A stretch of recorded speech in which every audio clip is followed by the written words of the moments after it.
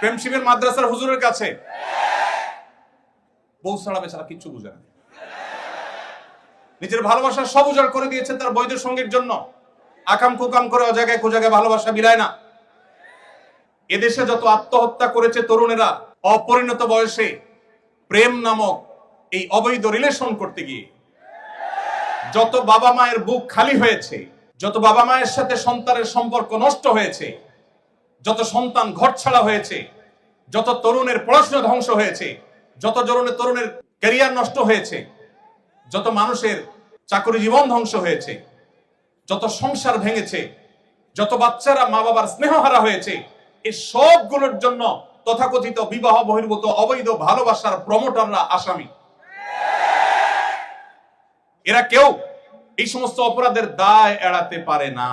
নবী সাল্লাল্লাহু আলাইহি ওয়াসাল্লাম বলেছেন, যে মানুষ, যে যুবক, যে তরুণ, যে মুসলমান নিজের দুই চোয়ালের মধ্যবর্তী অঙ্গ অর্থাৎ তার মুখকে এবং তার দুই পায়ের মধ্যবর্তী অঙ্গ অর্থাৎ তার সম্ভ্রমকে রক্ষা করতে পারবে, এগুলো সে হারাম পথে ব্যবহার করবে না, এই দায়িত্ব এবং গ্যারান্টি যে যুবক যুবতী, যে মানুষ নিবে, নবী সাল্লাল্লাহু আলাইহি ওয়াসাল্লাম বলেছেন কিয়ামতের দিন আল্লাহর কাছ থেকে জান্নাত পাইয়ে দেওয়ার দায়িত্ব আমি নিলাম। চ্যালেঞ্জ গ্রহণ করা যাবে ইনশাআল্লাহ। আল্লাহ আমাদেরকে তৌফিক দান করুন।